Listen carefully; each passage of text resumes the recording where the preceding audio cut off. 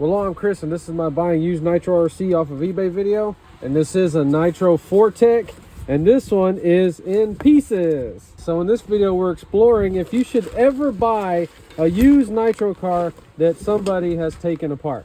I bought a real car in pieces like this one time. It was a 64 Chevy short bed pickup, and I got extremely lucky. Everything was there. Guy had taken it all the way down like this. So it's supposed to come with all the screws. If it would not have had screws, I would not have bought this. So this is what it looked like on eBay. I paid $120 total shipped to my house. So this is a 0.15 4Tech, and we're gonna be running this one as soon as possible doing speed runs. And very important, we have this motor mount. We have the 2-speed belt crank. I don't even know if you can buy that stuff. It does feel crunchy. A lot of the front suspension parts you cannot buy for this. It's okay if it's missing small stuff, but we need to inspect this and make sure none of it's broke. Does it have a set of 4? That's freaking cool. We're gonna clean these wheels up. I might paint them black. So trust me, I'm even scratching my head right now. I don't even know where to start. I feel like I want to go ahead and restore it, but we need to make sure we have all the parts. So this was some kind of latex cover they put on these. No parts get left behind on this channel. Ooh, an orange one. So we try to test everything out and make sure it works. The servos, let's check the batteries in here. You think they're still good? Ooh. So I'm thinking storage locker, garage sale fine. They didn't say anything about they were building it or lost interest. So first things, we want to test the electronics and get that out of the way. I like these crystals. I don't have anything against old technology if it works. No battery left behind. No discrimination on this channel. So when you're troubleshooting, you need a meter out here at all times. We're constantly checking voltage. My test battery was going dead, and we put the fresh batteries in here, but the contacts are corroded. It's not causing enough voltage to make it to the receiver. So we got to Berryman Chem dip this along with the engine. I just hang this into the stuff and let it clean it. So we put a fresh battery in there. These are the 2 servos that came with it, and check this out. They are perfectly usable. Nothing wrong with them at all. They feel really, really good. So the electronics for a win. Let me get some more sorted out. So I'm taking everything apart really good, and we're gonna wash it, and we're gonna go in and restore this one in this video. So we have the shocks, we have the exhaust, we have all the pipes. It looks like this thing is completely there, like everything. So we're just gonna try to put some of this together real fast, and then we'll know for sure. So you cannot buy these gearboxes anywhere. You can find some of this stuff, but they want a lot of money for it. If you have a 4Tech and you need parts, message me and I'll let you know if I can sell you some. All right, so it looks like we have all of that right there. That's freaking awesome. All right, so this 2-speed stuff is critical that you get it. These are gonna have these little pivot cam things so that the bearing can be moved back to tighten the belt. All that seems to be in there. So far, I'm only seeing 2 things that we're missing. We're missing one of these little shims that goes in the front A-arms, and we're missing this foam pad right here. But since we're putting another body on here, that's not really gonna matter. We have the Easy Start bracket. This is super rare, easily lost. All the belts are there. Everything checks out great. So it looks like the hardest part is gonna be cleaning this off and that off right there. That's just a mess. Let's look at the bottom of it. Not bad, no cracks on it. So I also Berryman Chem dipped the wire and harness, everything. All right, gasket in there, yes. Man, this looks so freaking clean, but it actually looks too clean in there. Like if they used alcohol or something that took the lubrication off of it. It doesn't have any lube on it, so we're gonna go ahead and Berryman Chem dip it. Oh, look. That's why we take this stuff apart. That spring's popped. It was a little loose, so they definitely were doing an after run. I think it's gonna be good. It is good, really good. Oh my God. Okay, it's bad, it's bad. You can see it spinning, but it's not. Yeah, it's tired. Let me get everything washed and cleaned, and we'll start putting it back together. So everything's been washed and cleaned 100%. The engine has been Berryman Chem dipped 100%, the carb, everything.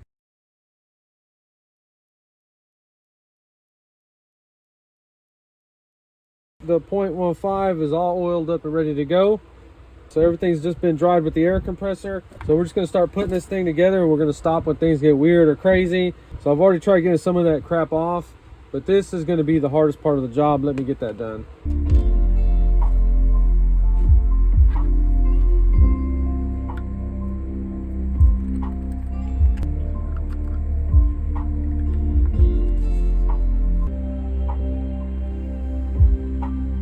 So after going through everything, this is what we were missing.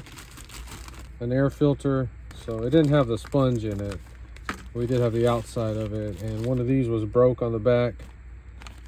So we have that. We have the zip tie for the batteries and the gasket for the back plate on the engine, and it was missing one of these little shims right here. Oh yeah, we almost forgot this little spring around the clutch shoes. This was also broke too. So not very many things. So I guess this gasket could be reused, but when I was cleaning it, I did rip it. Oh, it comes with more than one. That's awesome. Look, we have 2 of them in there. That's freaking cool.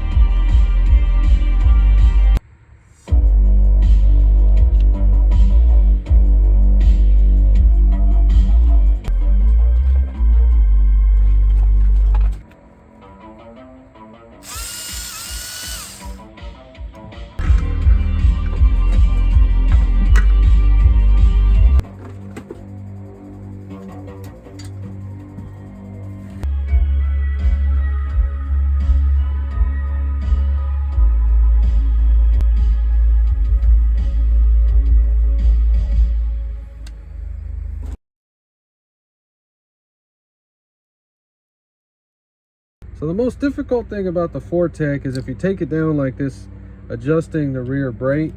With the motor mount out of there, you can get your Allen in there like that, and then down there to adjust your brake.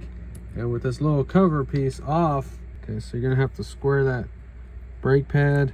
I'm using a big safety pin or needle to go in there and kind of push it all together. And then you're gonna have to stand back and look at your screws, the distance from the screws and the caliper, and try to get them as even as possible. You see how we're kind of squishing that? You're just gonna have to play around with it, and you see how loose it is. If it's any tighter than that, when you put this piece on there, it's gonna lock everything together and your brakes are gonna be stuck. And everything spins super free. You wanna do this before you put that belt on there, and just spin this piece with your pinky. Make sure you can spin it real quick with this screw down, because if you don't have it adjusted right, it's gonna lock this back part. It's gonna be all screwed up. Another weird thing while we're here, I guess this car was retired because I don't think it's closed off at the bottoms, like those little belt parts are exposed. Yeah, and it looks like a little rock went in here on the front.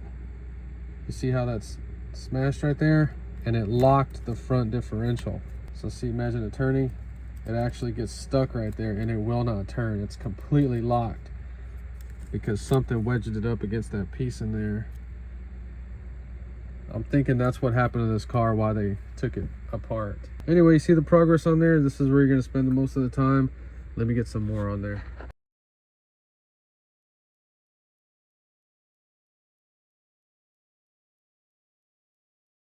All right, so we're about 4 hours into this project. It is way more difficult to build one when you don't have the screws freshly taken off and you have to figure out where they go. But I'm having to rob some off of a parts car that I have. I'm having to spend probably an extra hour or two confirming the length of screws and that everything is in the right place. So far it's looking real good. So these little shims are gonna allow you to change your caster angle on your front wheel.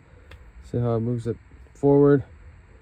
I'm gonna find out which setting goes down the road straighter, and I'll let you know in the speed run video. That's something we're gonna be testing. But just remember, you have 3 positions, 2 back here, 1 on each side, and then to the front. So I'm just gonna run them right there. I think that's where I've seen them in the book. So you always have to take the time and go through your shocks. This one was stripped up here, had absolutely no oil in it. Fill them up, bleed the air out. Freaking mosquitoes. Damn, this one's bent bad. We're gonna replace 2 shocks on this one. The Fortec, you have to run preload pieces on it. So for the front shocks, you're gonna run this right here so the shock can be pushed forward. If you try to mount them straight up there, they're gonna hit and you're gonna think something's wrong. So this is how they're done. Put the shock up here where it's loose, so make sure you don't tighten it too much. See, it's tight. Just tighten it. Loosen it until it's loose. Good. So we're gonna keep that old school receiver, this transmitter, everything's working great on it. We were able to reuse the servos Always make sure that throttle goes all the way wide open like that. Make sure your brake works. Everything's working great. So we're gonna run 25%. I got the initial tune put on there. It should start right up.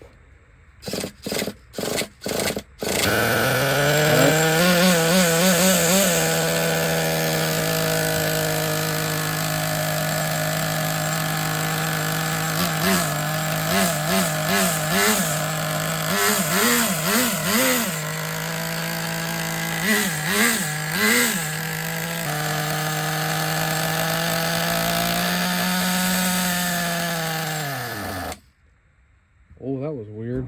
Why did it take so long to shut off? Hold on. So you see how we have the shocks on there? Everything's looking really good. We still have issues with the switch. This piece is broke. Okay, so I need to find out what pipe I'm gonna put, but I found this I can bend to make one of these little brackets. I don't have it. So I hate this fuel tank with the primer bulb. It just seems like it wants to send it over to the pipe. I don't know what I'm doing wrong or why it's doing this, but this is the second one I have like this. This freaking old school Nitro Sport. Same thing, same problem, can't get it running right. But this one has the older carburetor with no low speed needle in it.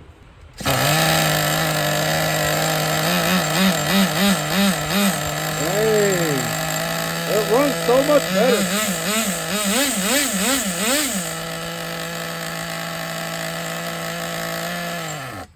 It runs so much better with this 25% in it.